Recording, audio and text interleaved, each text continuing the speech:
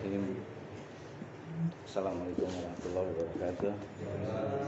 Innal hamdalillah nahmaduhu wa nasta'inuhu wa nastaghfiruh wa na'udzu billahi min syururi anfusina wa min sayyiati a'malina may yahdihillahu fala mudilla lahu wa man yudlil fala hadiya lahu. Asyhadu an la ilaha illallah wa la syarika lah, asyhadu anna Muhammadan abduhu wa rasuluh. Ya ayyuhalladzina amanu taqullaha haqqa tuqatih wa la tamutunna illa wa antum muslimun. Ya ayuhan nasu taqu rabbakumul ladzi khalaqakum min nafsin wahidah khalaqakum minha zawjaha wa basa minhuma rijalan katsiran wa nisaa. Wattaqullaha alladzi tasaaluna bihi wal arham innallaha kana 'alaikum raqiba. Ya ayyuhalladzina amanu taqullaha wa qulu qawlan sadida yuslih lakum a'malakum wa yaghfir lakum dzunubakum wa may yuti'illah wa rasulahu faqad faza fawzan 'azima. Amma ba'du.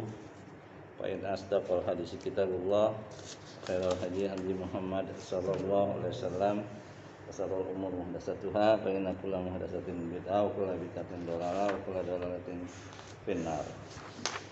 Kita masih mempelajari sirah nabawiyah ini yang waktu yang lalu itu menawarkan ya Islam kepada kabilah-kabilah yang datang ke Mekah untuk berhaji. Ya, akhirnya ada yang mau, ada yang enggak. Ya, biasa namanya orang mengajak dakwah ya. Ada yang mau, ada yang enggak. Tinggal di mana? Di yang pernah ke sini, yang pernah itu, yang pernah keluar mantu. Itikaf itu ya yang iya pernah itikaf. Oh iya. Oh iya karena Ya. temannya Revo, temannya di sini apa di karet. Ya. Jadi kita ingin membacakan kitab Syarah Nabawiyah ini kita sampai kepada poin yang ada 6 bibit unggul dari Yathrib ya, para sahabat itu yang orang yang luar biasa, dia masuk Islam dengan apa istilahnya bisa menyebarkan Islam di Madinah ya, dulu Yathrib namanya. Yang pertama itu As'ad bin Zurarah dari Bani An-Najjar. Yang kedua Auf bin Al-Haris bin Rifa'ah ibnu Afra dari Bani An-Najjar juga. Kemudian yang ketiga Rafi bin Malik bin Al-Ajlan dari Bani Zuraik. Yang keempat Qutbah bin Amir bin Hadidah dari Bani Salamah. Yang kelima Uqbah bin Amir bin Nabi dari Bani Haram bin Ka'ab. Yang keenam Jabir bin Abdullah bin Ri'ab dari Bani Ubaid bin Ghanam.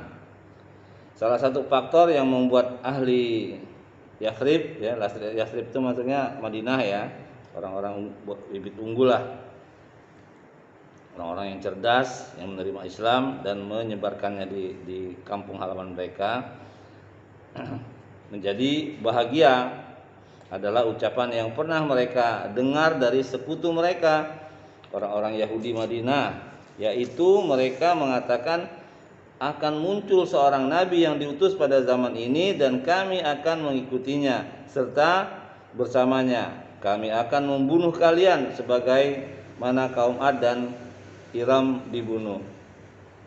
Jadi orang Yahudi udah tahu bahwa akan nabi datang ke situ itu. Jadi saya akan mengikuti dia dan saya akan membunuh kalian semua, katanya gitu ya. Katanya orang Yahudi itu. Ternyata begitu datang ke sana bukan dari Yahudi kan, dari orang Arab Mekah gitu. Enggak mau dia beriman gitu kan. Ketika Rasulullah SAW menemui mereka, beliau menyapa, "Siapa kalian ini?" Segolongan orang dari suku Khazraj. Jawab mereka, "Apakah kalian sekutu orang-orang Yahudi?" Tanya beliau lagi. "Ya benar," jawab mereka. "Kalau begitu bolehkah aku duduk-duduk dan berbincang-bincang dengan kalian?" Tawar beliau sallallahu alaihi wasallam ya. "Boleh, silakan." Sambut mereka itu ya. Beliau pun akhirnya duduk-duduk bersama mereka seraya menjelaskan hakikat Islam dan dakwah Islam. mengajak mereka menyembah Allah serta membacakan Al-Quran kepada mereka. Sebagian mereka lantas berkata kepada yang lainnya, "Wahai kaumku, demi Allah kalian mengetahui bahwa dia inilah Nabi yang pernah diberitakan oleh orang-orang Yahudi untuk mengancam kita. Karena itu janganlah kita didahului oleh mereka untuk mengikutinya. Bergegaslah menyambut dakwahnya dan masuk Islamlah."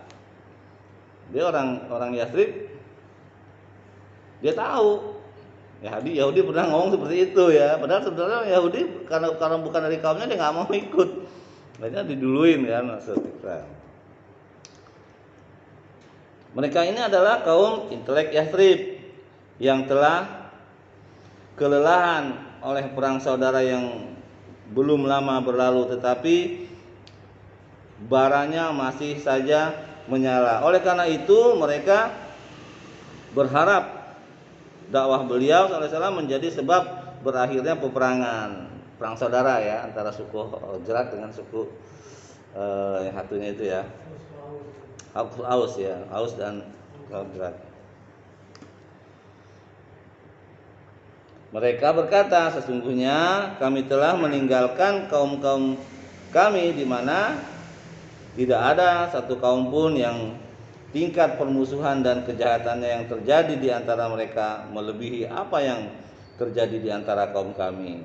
Semoga saja dengan perantaraanmu Allah menyatukan mereka. Kami akan mendatangi mereka dan mengajak kepada ajaranmu serta memaparkan kepada mereka ajaran yang telah kami respon dari agama ini. Jika Allah menyatukan mereka melalui perantaraanmu, maka tidak ada yang lebih mulia dari dirimu." Tatkala mereka pulang ke Madinah, mereka mengembangkan risalah Islam sehingga tidak ada satu rumah pun yang dihuni oleh orang-orang Ansor kecuali memperbincangkan perihal Rasulullah SAW. Ini belum hijrah nih dia, masih di Mekah, ya, masih ke 10 kenabian gitu kan beliau SAW. Tapi sebagian orang-orang Yathrib sudah masuk Islam, sudah tahu Islam gitu loh. Karena belum diperintahkan untuk hijrah, ya dia belum hijrah. Nanti kalau diperintahkan baru dia. Jadi menunggu wahyu dari Allah gitu. Padahal kampung halaman dia Mekah, ya kan, lahirnya di situ, tapi dimusuhin sama dia kan, diusir bahkan, ya kan. Mereka punya rumah, punya harta diambil Pak. Abu Bakar itu, iya diambil yang di Mekah itu harta. Jadi orang yang hijrah itu mereka nggak bawa harta, tinggalin semua. Tanda ikhlas itu kan begitu, ikhlas karena Allah dan Rasulnya.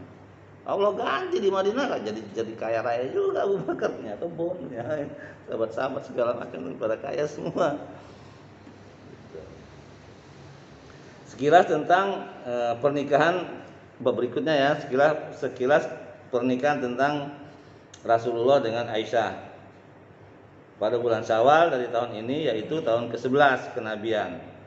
Rasulullah SAW menikahi Aisyah As-Siddiq radhiyallahu anhu saat dia masih berusia 6 tahun. Jadi Aisyah itu dinikahin oleh Rasulullah SAW ya, Aisyah radhiyallahu anha usianya 6 tahun. Tapi dia digaulinya setelah umur 9 tahun. Ya, dia hijrah ke Madinah.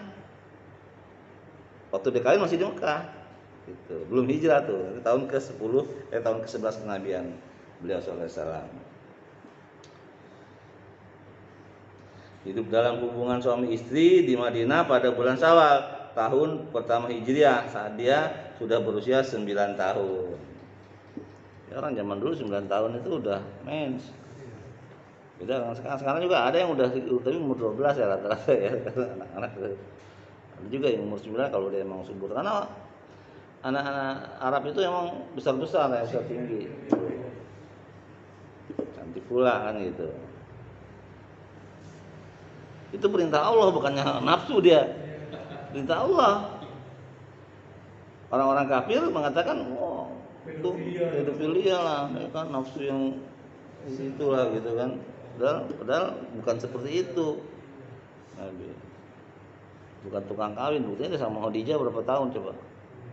Janda pula, udah tua pula. Bedanya 15 tahun. Nabi umur 25, Khadijah umur 40. Dituduh juga sama orang-orang kafir itu, difitnah. Katanya Nabi numpang hidup,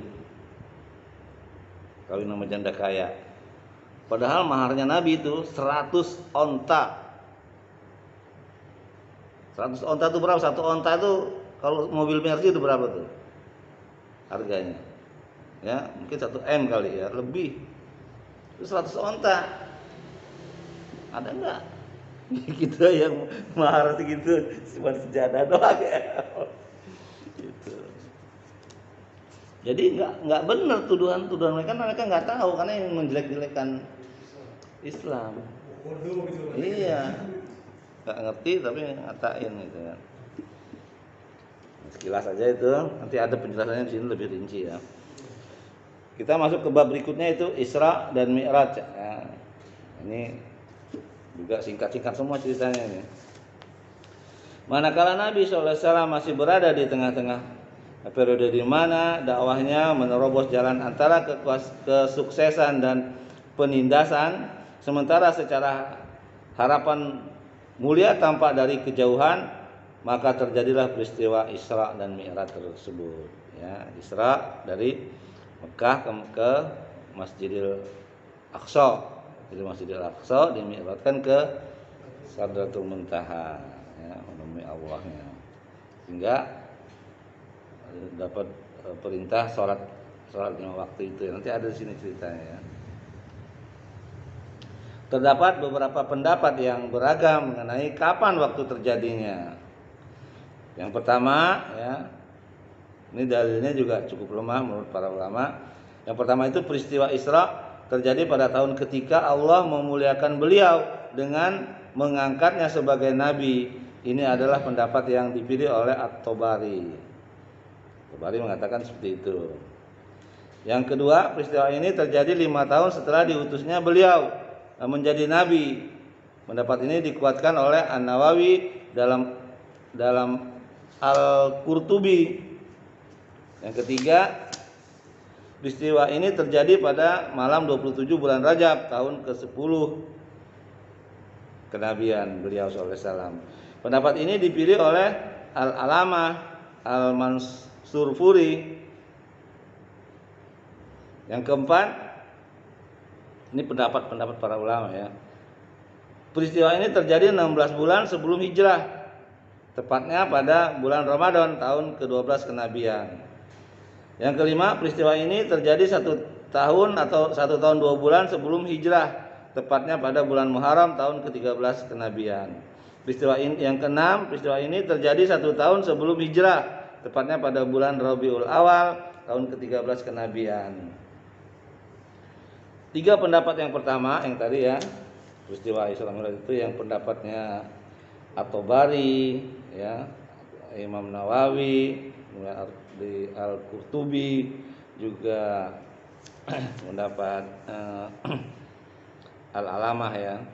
Itu dijelaskan di sini 3 pendapat yang pertama ini lemah karena Khadijah radhiyallahu anha wafat pada bulan Ramadan tahun ke-10 kenabian. Kewafatannya ini adalah sebelum datangnya wahyu yang mewajibkan sholat 5 waktu.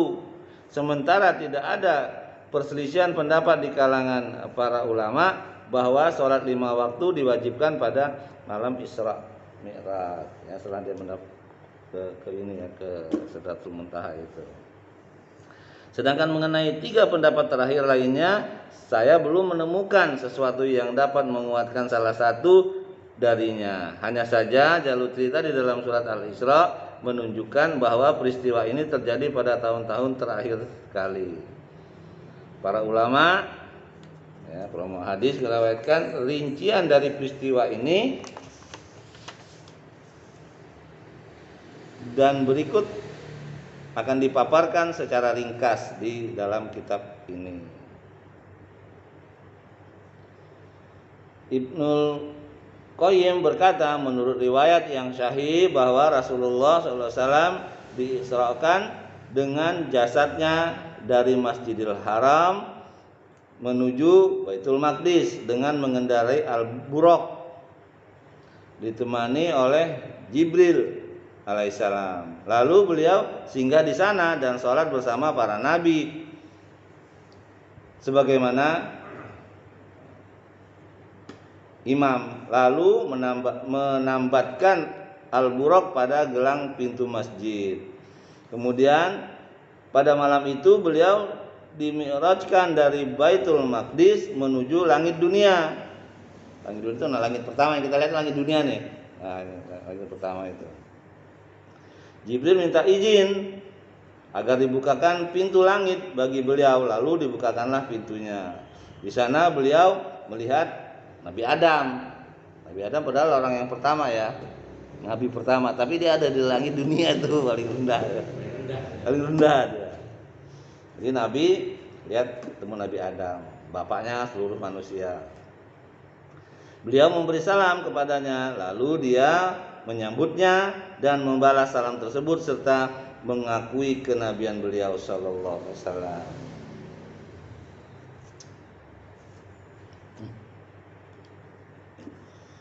Allah juga menampakkan kepada beliau ruh-ruh para syuhada dari sebelah kanannya dan ruh-ruh orang-orang yang sengsara dari sebelah kirinya. Ini merupakan mukjizat juga ya. Jadi dilihatin tuh ruh-ruh yang orang sengsara, ruh orang yang senang ya. Kemudian beliau dimi'rajkan lagi ke langit yang kedua.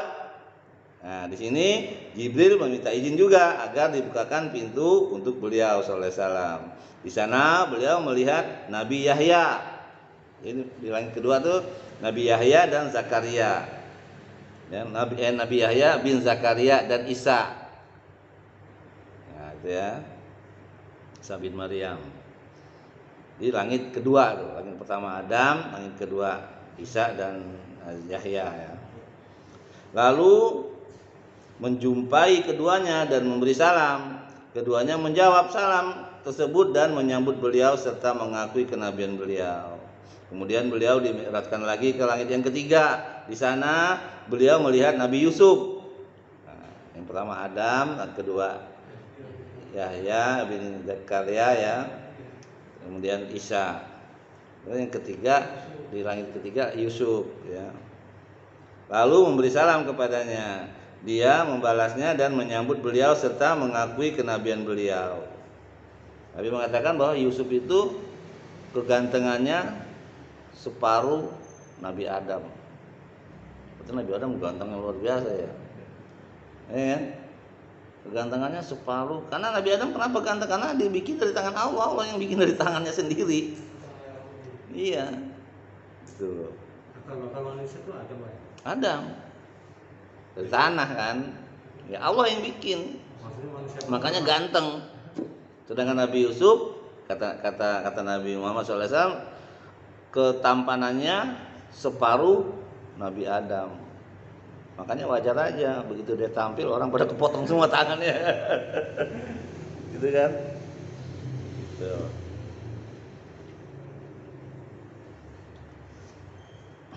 Disalam, kemudian membalasnya dan menyambutnya setelah mengakui kenabian beliau. Semua nabi-nabi mengakui kenabian Rasulullah SAW gitu loh. Karena nabi terakhir kan. Kemudian beliau dimi'rajkan lagi ke langit yang keempat. Di sana beliau melihat Nabi Idris. Yang kemarin kita jelaskan Nabi Idris itu dia tidak wafat di dunia, dia diangkat oleh Allah ke langit. Berikut jasadnya sama dengan Isa. Ada yang mengatakan Ilyas juga tuh. Saya belum tahu hadis yang persisnya tentang Ilyas itu, karena dia ada yang mengatakan dia wafatnya di dunia. Berarti kalau dia wafat di dunia berarti dia nggak diangkat ke langit kan gitu. Ini nggak diangkat ke langit itu Nabi Idris dan Nabi Isa. Cuman ya Nabi Idris dia berdakwah juga, cuman nggak lama dia di dunia, diangkat sama Allah. Ya kan, nggak lama diutus Nabi Nuh kan gitu. Begitu kalau Nabi Idris nggak diturunkan lagi ke dunia, dia udah selesai dia tugasnya. Kalau Isa diturunkan lagi ke dunia nanti di akhir zaman, yang memimpin umat ini bersama Imam Mahdi. Tuh. Yang keempat, dia ketemu Nabi Idris lalu memberi salam kepadanya. Dia menyambut beliau dan mengakui kenabian beliau sallallahu alaihi wasallam. Kemudian beliau dimi'rajkan lagi ke langit yang kelima.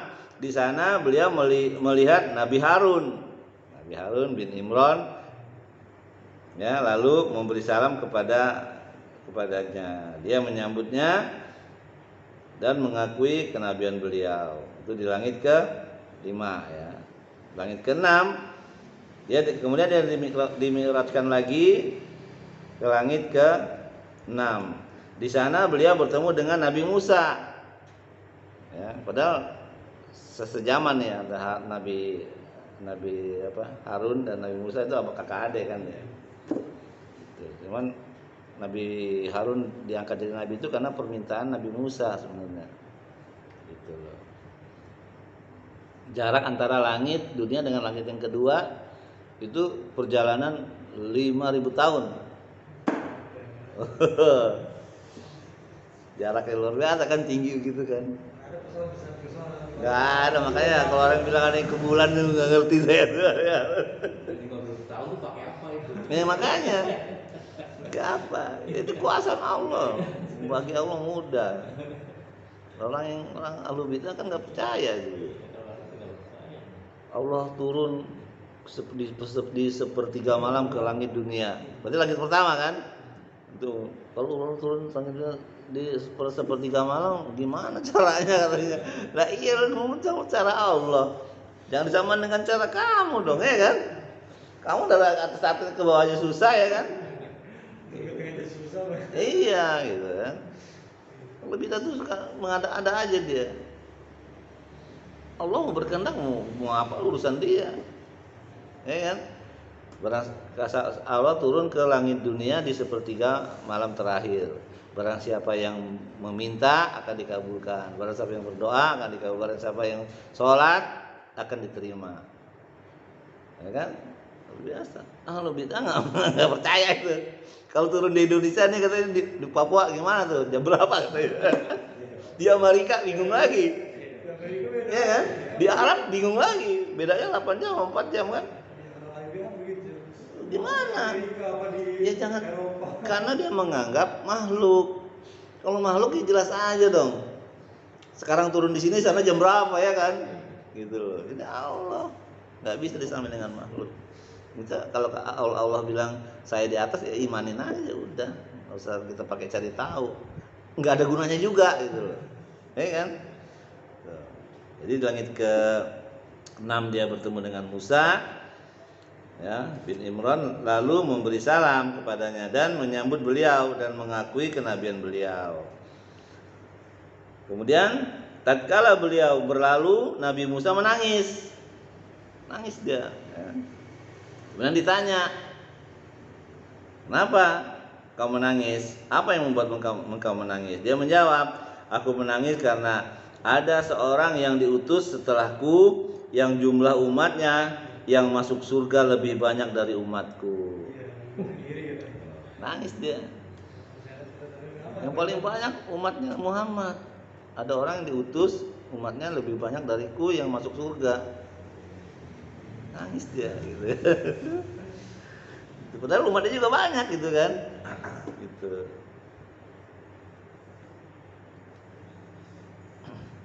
Kemudian beliau dimi'rajkan lagi ke langit ke-7. 7 ketemu Nabi Ibrahim ya. Beliau bertemu dengan Nabi Ibrahim alaihissalam, lalu beliau memberi salam kepadanya. Dia menyambut beliau dan mengakui kenabian beliau.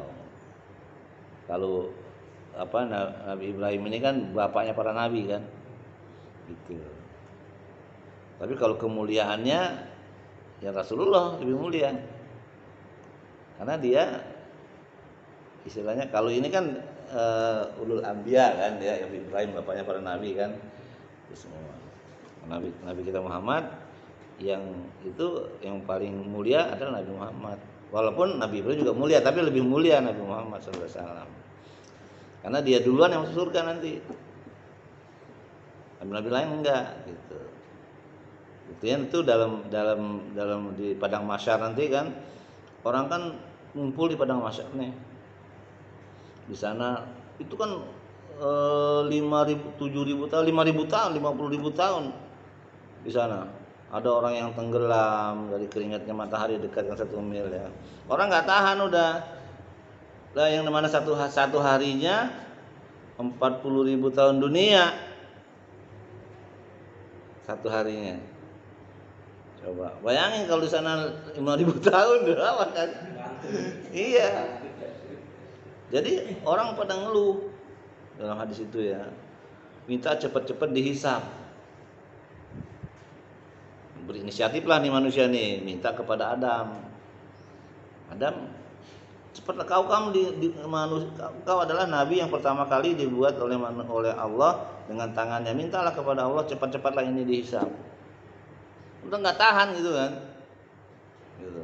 Kata Nabi Adam, saya nggak bisa, karena saya punya dosa. Dosanya itu memakan buah terlarang itu. Ya, saya nggak tahu buah kuldi apa, tapi dalam Al-Quran kan nggak bilang kuldi sih. Itu hanya buah terlarang saja, gitu kan. Gitu. Padahal dosanya satu dan sudah diampuni sama Allah. Dia nggak mau memberi syafaat dan tidak mampu memberi syafaat. Gitu loh. Itu dosa Nabi Adam. Kata Nabi Adam, coba kamu ke Rasul pertama, Nuh. Nuh sama juga. Aku nggak sanggup, aku punya dosa. Coba ke Nabi Ibrahim. Nuh itu kalau nggak salah dosanya ada 2 berapa gitu. Nabi Ibrahim katanya, Nabi yang bapaknya para nabi katanya kan gitu kan. Kan setelah Ibrahim kan turunan nabi-nabi semua kan. Nabi Ibrahim nggak sanggup karena dia punya dosa juga. Iya kan? Berbohong istilahnya ya. Padahal dia kan hancurin patung-patung ya. Tinggal ada patung yang paling gede tuh. Patung Namrud ya, paling gede tuh.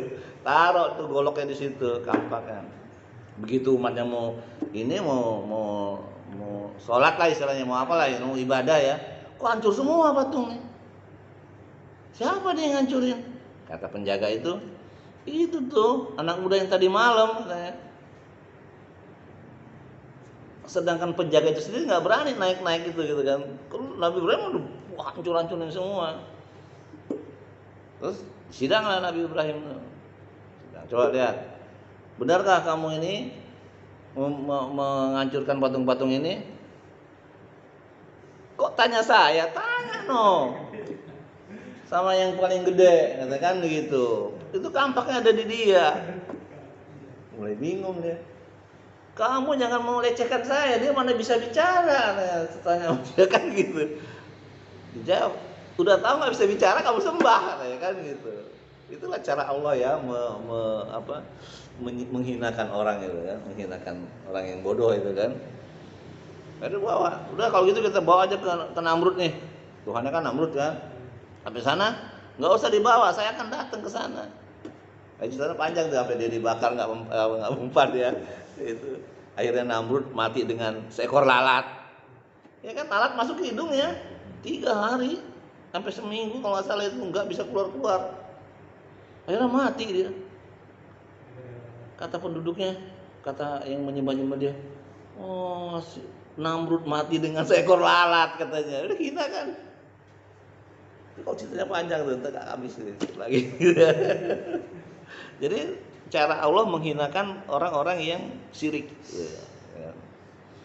Ya, ketemu Nabi Ibrahim, dia menyebut beliau. Kemudian beliau naik ke Sidratul Muntaha, lalu al-bai'at di makmur dinaikkan untuknya. Kemudian beliau dimi'rajkan lagi menuju Allah yang maha agung lagi maha perkasa. Beliau mendekat kepadanya hingga hampir sejarak 2 buah busur atau lebih dekat lagi. Kemudian dia mewahyukan kepada hambanya apa yang diwahyukan, mewajibkan kepadanya 50 waktu sholat. Kemudian beliau kembali hingga melewati Nabi Musa. Jadi diwahyukan.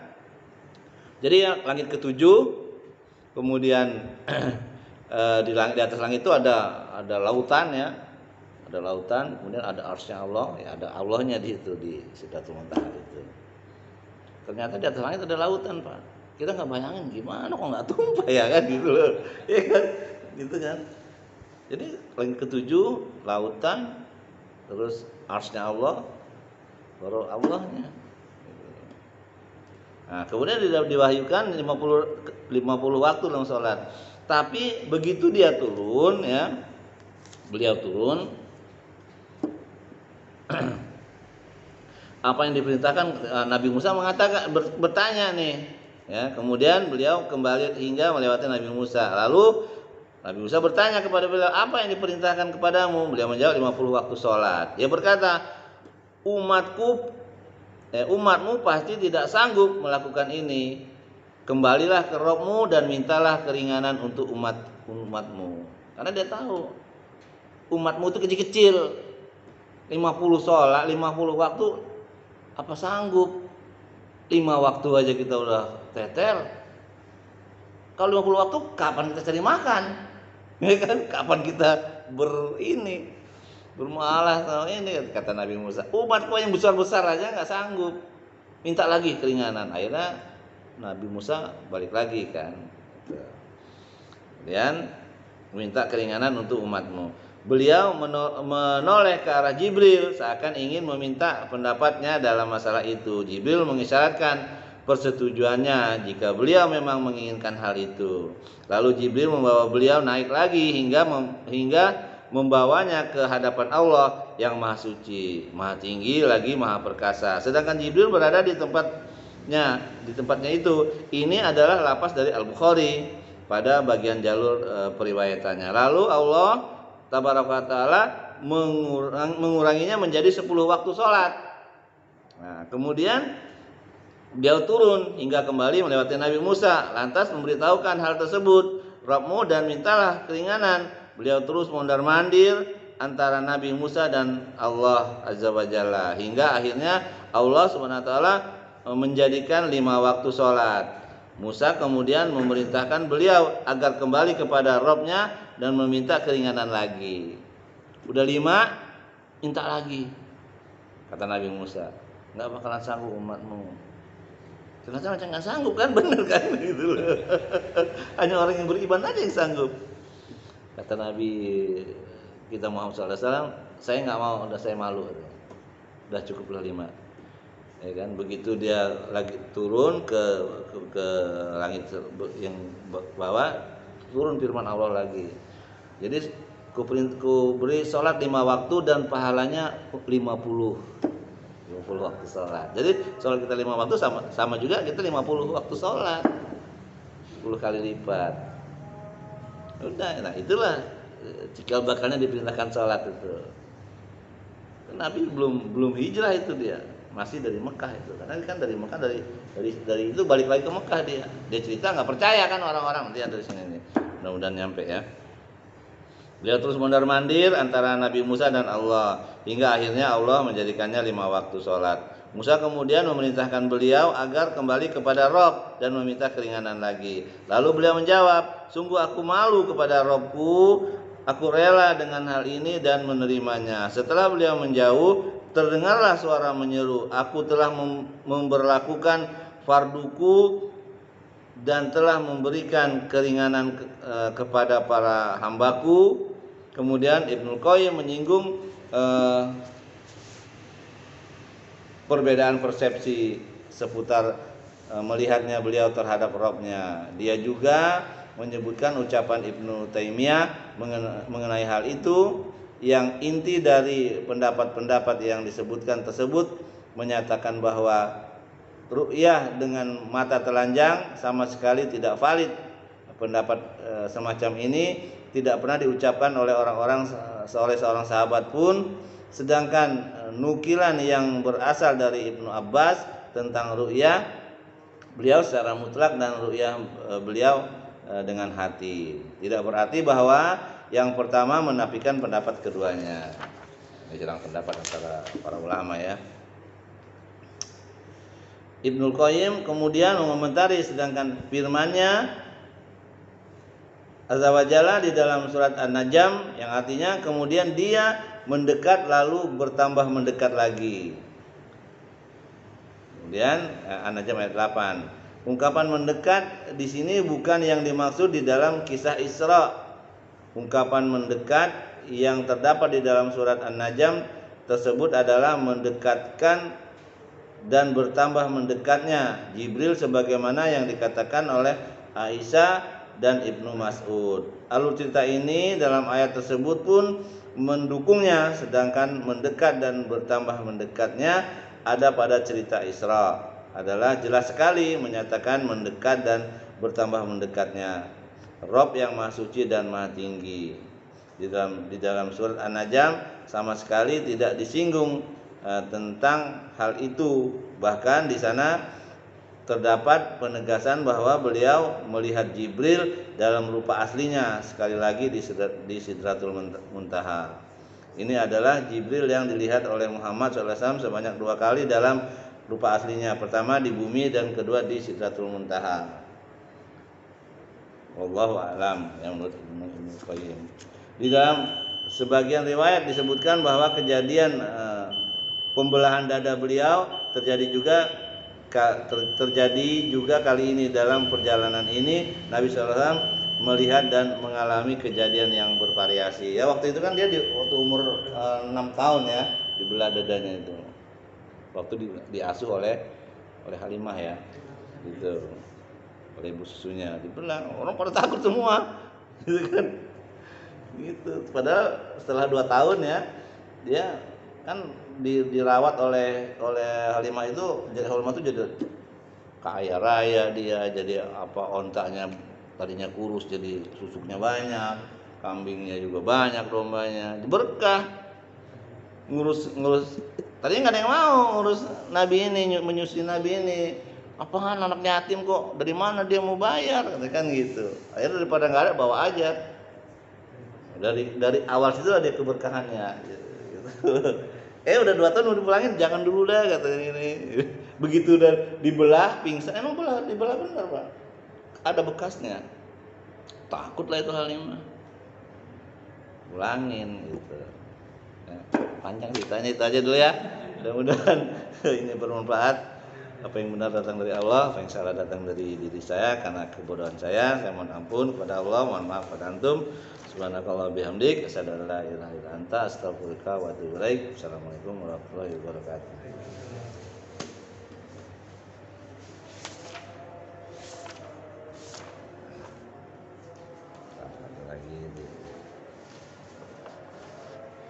Jadi sekilas Isra Mi'raj tahu jelas ya.